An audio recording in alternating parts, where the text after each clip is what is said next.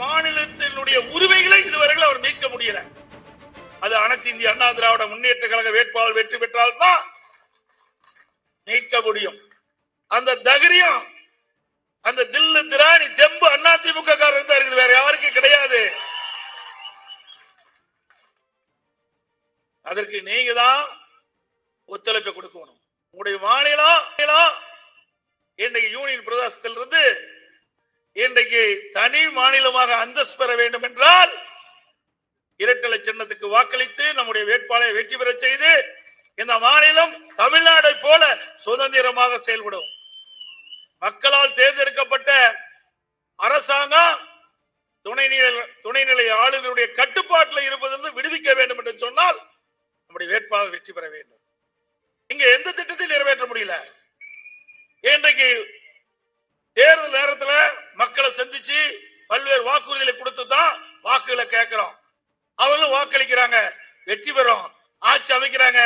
ஆட்சி அமைச்ச பிறகு நீங்க துணைநிலை ஆளுநர் மனசு வச்சால்தான் நிறைவேற்ற முடியும்.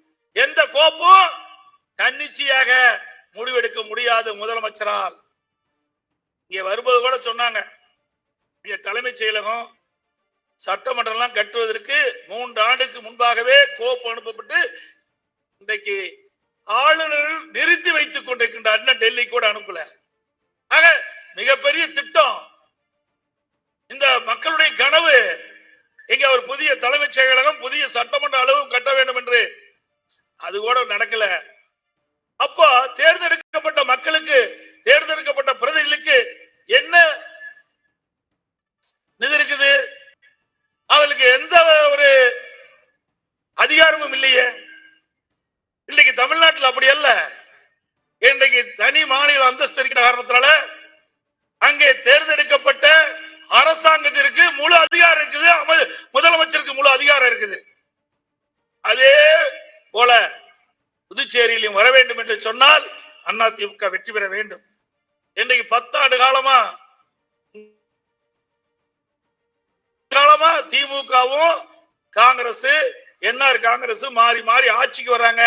10 ஆண்டு காலமா உள்ளாட்சி தேர்தல் நடத்துறீங்கன்னா எப்படி கிராமத்திலிருந்து நகர வரை மக்களுக்கு தேவையான அடிப்படை வசதிகள் இன்றைக்கு தெருவுகளுக்கு இன்னைக்கு பராமரிக்க வேண்டும்.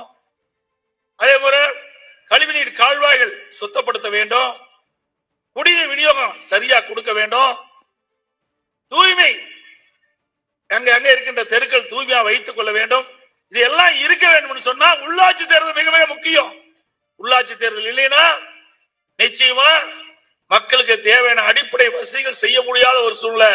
அதற்கு காரணம் இந்த மாநிலம் ஒரு யூனியன் பிரதேசமா இருக்கின்ற காரணத்தினாலே தேர்ந்தெடுக்கப்பட்ட அரசாங்கம் இன்றைக்கு கைகட்டி எந்த ஒரு திட்டத்தையும் நடைமுறைப்படுத்த முடியாத ஒரு செயலிழந்த அரசாங்கமா இன்றைக்கு காட்சி இருக்கிறது.